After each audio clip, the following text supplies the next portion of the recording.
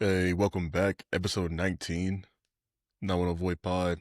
This is going to be the conclusion of the Eastern Conference review. We kind of just been doing this NBA series, T-Dub and I, going over all 30 teams. We started with all the Eastern Conference teams. These are the last three teams. Off rip, man. T-Dub, how you feeling? Feeling good, bro. A little under the weather, like I said, but still feeling good. We'll jump right into it, man. We're going to go to the Apple, New York. The New York Knicks last year, 51-31, lost in 6 games to the Indiana Pacers in the Eastern Conference Finals. They didn't lose anybody. They didn't draft anybody. They did add Jordan Clarkson and my boy Gershon Yabusele from the Sixers. Pretty good offseason for the Knicks. Depending on how much basketball you watch, a lot of people felt very disappointed with the way their season ended. But the Pacers were a good team. It wasn't like the Knicks lost to bums last year in the conference finals. But to some people, my man's T-Dub, he didn't feel like the Knicks should even been in the Eastern Conference Finals in the first place. So, T-Dub, talk to us. How would you feel about the Knicks season last year? I mean, obviously they had a great season. I feel like New York fans shouldn't be disappointed that they lost in the Eastern Conference Finals. I mean, granted, you always want your team to get to the chip and have a chance to win the chip, but them going to the Eastern Conference Finals was honestly like as good as you could have asked for. I mean, and if you're looking, to the offseason, I guess it's like you look at it in the sense it's only up from there. It is hard to get back, but the East is wide open, and they didn't really lose anybody. They're healthy for the most part. Nobody really got hurt. You see what the season entails, but like good season by them. I did not think they should have got past Boston though. I don't think they should have got a game against Boston. So they definitely went further than I had them going. And then like losing to the Pacers again, like the Pacers are legit.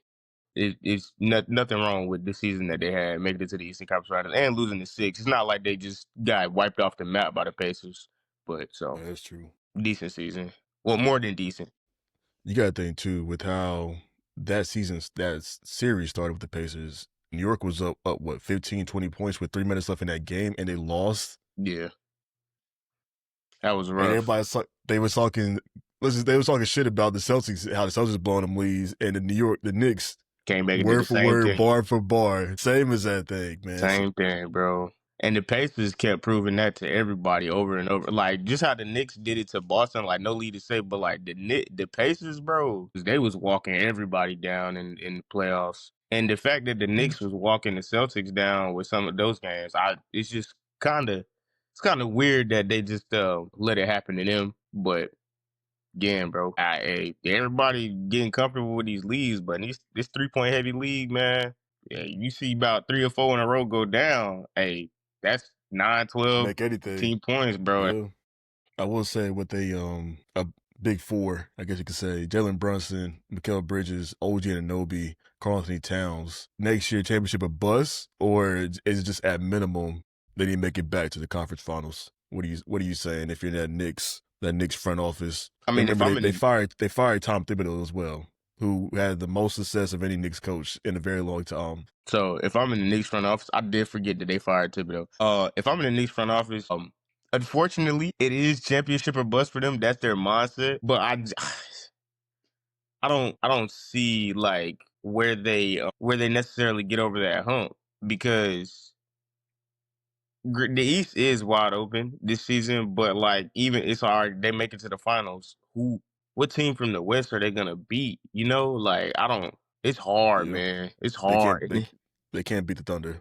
Yeah, they can't beat the Thunder. I don't even think they can beat. Houston. They got KD now on the back end. It's like I don't know the problem. The problem with the Knicks, they just gonna have to go into some more of a depth because like by the end of the season, I don't know. They starters get used up. They be playing like 40 plus minutes a game, and then Jalen Brunson be pounding the ball flat. It's just a lot of like wear and tear. Like I don't know, they wear it down, Brandon. But I guess they was working with what they had. I mean, even still though, I just don't see them beating anybody in the West. But I mean, they got to get to the finals first. But yeah, if I'm in the Knicks front office, it is championship or bust, unfortunately, and it's probably because they got so close. Like they really feel like they had a chance last year to get to the finals. So yeah. Okay. Next team, Boston Celtics. Last year, 61-21. Really good regular season for the defending champs. And then they kind of went downhill. This offseason, they have lost Drew Holiday, Luke Cornett, Chris Porzingis, and my boy J.D. Davison. And they have added Chris Boucher, Luca Garza, Josh Manoa, and Anthony Simons from the Blazers. Far fall from grace for the Celtics this summer. And it starts with the Magic just beating the hell out of them within 5 games because the Magic talent-wise could not play with the Celtics. But you got guys, I mean, you remember Chris Porzingis had his forehead like cracked open from like a crazy elbow from KCP. Yeah, And they was out there fighting. yeah, JB had a bad knee and it just got worse in that series. Tatum got banged up. He had the wrist injury, even missed a game. Yep. And then it went from bad to worse when they played the Knicks. 3 games being up by 20 points. 3 games being up by 20 points. Never seen before. Back-to-back games, you blew a 20-point lead, and then it's like, F it, let's make it a 3rd game. So I mean, you go from that, your best player tears his Achilles. It's just like this is just from that 2nd round through the end of this next season. It's just like it's all going to be a blur until Tatum is back, and I don't like the fact that people are saying the Celtics not going to make the playoffs this year. I just think that shows a lack of basketball IQ. There's not 8 teams better than them in the Eastern Conference. But this team's definitely not going to go 61-21 this upcoming year unless Jaylen Brown's averaging 45 points per game. I can talk about the Celtics all day, but what are your thoughts on the Celtics coming up this upcoming season, man? Because the way that season ended was brutal, and they got obliterated that last game by the Knicks. My thoughts on Boston for this upcoming season. Hopefully, I want to see Jaylen Brown take a leap. Not a leap because I mean he is a guy already. I'm trying to I want to see him come out and get to that he can maybe like 28, 27 a night type of range. Because I mean he's more than capable. They're not going 61, wins again. Like I said, like Jaylen Brown is like he's on another level scoring crazy. 27, 28 a night. If he take that jump, I mean, they'll still be relevant because their whole thing, their whole MO was how deep they were. Like the Boston Celtics, Jason Tatum and Jaylen Brown, 2 of the best players in the Eastern Conference, but they have they still got good depth. They had a lot of pieces around them and they fit good. I didn't like how they were the end of their season. Them blowing their leads against the Knicks was crucial, and I just couldn't understand for the life of me why. How I feel about Jason Tatum and Jaylen Brown is like the fact that they're so talented, but the Boston they believe in shooting threes, which is okay because they win. But with Jason Tatum and Jaylen Brown being so talented, when you're up by 20, I don't understand why it's like, all right, like we can genuinely slow this thing down. Jason Tatum, Jaylen Brown, like play into that shot clock. Go put your back to the basket, and close these games out. I think it should have just been some slight adjustments. I don't know. And like I said, we'd have been having a different conversation. But they will be a playoff team. I don't know how many like wins they'll have, but they will be a playoff team because they got Jaylen Brown and they still got D White, other guys. But it's like that's just rough. I don't see them getting back to the finals though. Not without Jason Tatum, and he's gone at least the season. So that's Yeah, I rough. think ideally they would want JB to look like the guy that's getting paid $300 million by the Celtics. You would want Derek White to probably get close to 20 points a game, just kind of keep expanding his game, stuff like that. But not really a lot of optimism to look for among the Celtics nation this upcoming year. But the fact that people are just saying that, I mean, Boston be lucky to be a 10th or 11th seed, like they're going to be somewhere with the Wizards and the Hornets, just disrespectful. Yeah, no ball knowledge. Tatum good. Jason Tatum is good, but he ain't like player. He ain't the end all be all for Boston. So, but he is the key factor in them winning rings. I'll say that. Yeah, we got a guy that's averaging close to 30 points per game. I mean, that's not easy to replace. Yeah. On top of losing Drew Holiday and Porzingis and Horford. Exactly. So I mean, they're not going to be what they were last year, but them just being like the Miami Heat. That's OD. So OD. And then like you said, like Jaylen Brown. Hey man, this is an opportunity to really. Jaylen Brown's he's not a bum. He's not a bum. I mean, he's been averaging mid-20s, like 25, 26, 27 a game beside a guy averaging 28, 29, 30.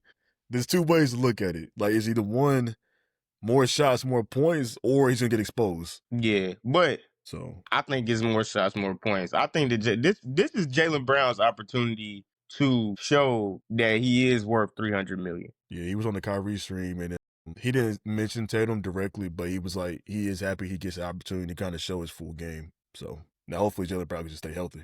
We wait for him to be averaging a good start to the year, and then he gets hurt. So, Now, if Jalen Brown go down, yeah, but yeah, it's over. Yeah, go ahead and shut D White down for the year too. I mean, yeah, yeah, y'all might as well play for that lottery. so last thing we're covering today, Cleveland Cavaliers, obviously best record in the Eastern Conference, 64-18. Sold me. I actually had them over 65 wins. It's going to be a great parlay. That doesn't matter, though. They lost to the Pacers in the second round last year in 5 games. Lost Ty Jerome, lost Isaac Okoro. They added Lonzo Ball and Larry Nance Jr. You and I, we were on the same page about the Cavs because we had mentioned in previous videos, feel free to check those out, that the Pacers and the Cavs, record-wise, was a very similar team the last 50 games of the season. Cleveland started the year out world beaters. I mean, friends of the pod, I won't call them out. They beat the Warriors by over 50, and that game could have been worse, but they took their foot off the gas. And that was when the Warriors was looking like world beaters on paper. On paper. Cleveland, they had 3 All-Stars last year. Evan Mobley, Donovan Mitchell, Darius Garland, and the jury's still on Darius Garland. I am the leader of that jury. I don't think he's a good player in terms of what he's making. I think he's better than Tyler Hero, and he was right when they killed him in the playoffs. But the Cavs, man, there was some slight reporting that Giannis was offered for Evan Mobley, and they said no. That's weird. And I'm not knocking Evan Mobley's game in any way, but Giannis is one of the 15 greatest players of all time, and you could have just added him to Donovan Mitchell, Jared Allen, but we don't talk about rumors at this moment. But the Cavs, I think Donovan Mitchell played well, but he normally scores well in the postseason, but those points don't convert to wins. If you're a Cavs fan, it is literally this year or never to even make the finals. And hell, if they make the finals, I don't see them beating the Thunder or the Rockets. But nobody saw them last year winning 64 games either. So how do you feel about the Cavs, man? I think the Cavs are literally what people were saying what OKC is. A great regular season team. It's just not going. It just don't translate in the playoffs. I just Donovan Mitchell, like you said, his points don't drop off. I mean, it Yeah, shows. he's been a killer in the postseason. Yeah, I mean, yeah. It just doesn't. I mean, it's kind of like they're giving the ball, like, in a sense, like, hey, we gonna let Donovan Mitchell do what he do. Nobody else gets theirs. It's kind of how they just play it. I don't know how you correct that because it's like this Donovan Mitchell, like, in a sense, where he need to take his foot off the gas and be like, yo, I gotta get these other guys involved, or do you just look at it and be like, no, like keep scoring, you know? It's hard because last year, and they get a pass against the Pacers because Garland was injured, Mobley was injured. Yeah. So it's hard to tell that if Garland was healthy, was Garland bad because he was hurt, or was it bad because of lack of aggressiveness? And it's hard to tell because I think the third option is I just don't think Darius Garland could be a point guard on a championship team unless he's like the 4th or 5th option, which obviously in Cleveland he's not. So I don't know what you do for the Cavs if you're hell bent on staying with these core 4 players with Jared Allen, Mobley, Garland, and Mitchell.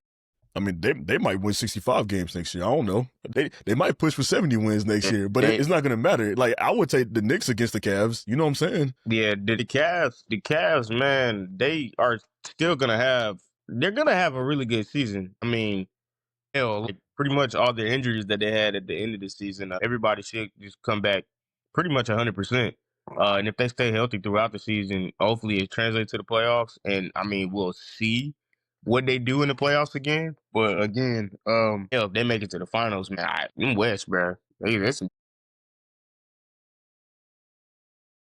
It's going to be tough because, I mean, when it comes to the postseason, there's been very few guys who produce more points than Donovan Mitchell. But if they play the Thunder, it's like, would you rather have the ball in Donovan Mitchell's hands or Shea Gilgeous-Alexander? You know, it's not a hard.